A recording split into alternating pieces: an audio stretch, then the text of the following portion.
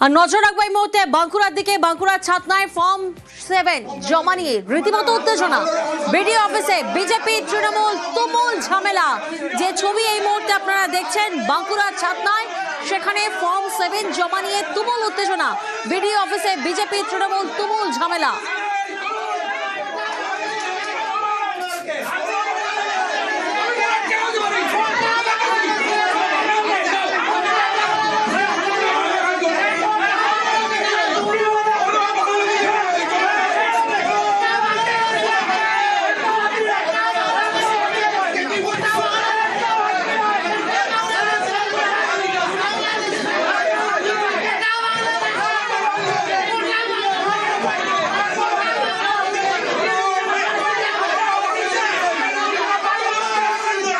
প্রিয়ব্রতর প্রতিনিধি এই মুহূর্তে আমাদের সঙ্গে রয়েছেন। প্রিয়ব্রত, যে ছবি আমরা দেখতে পাচ্ছি, বিজেপি তৃণমূল তুমুল ঝামেলা, গন্ডগোলের সূত্রপাত কি নিয়ে?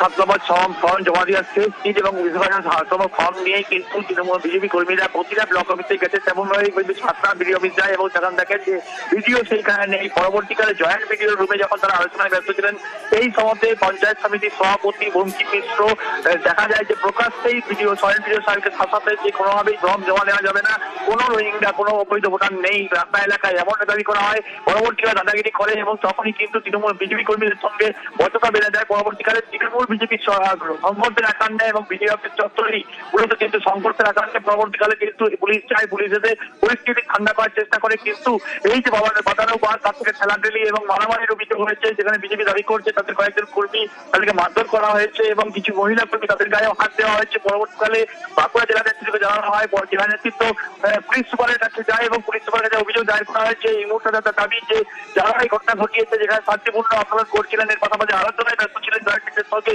সেখানে কিভাবে তৃণমূল কর্মীর প্রবেশ করলো এবং তৃণমূলের যে ওই অঞ্চলের যে পঞ্চায়েত সমিতির সভাপতি তিনি কিভাবে এই বাধার মধ্যে জড়িয়ে গেলেন, সেখানে কিভাবে পুলিশ কাজ করেছে এমনটা দাবি করে তারা কিন্তু পুলিশ সুপার দ্বারস্থ হয়েছেন। এই ঘটনার বিচার এবং যদি দোষীদের উপযুক্ত শাস্তি না দেওয়া হয়, সেক্ষেত্রে কিন্তু তারা বৃহত্তর আন্দোলনের ডাক দিয়েছে। প্রিয়াঙ্কা, বেশ।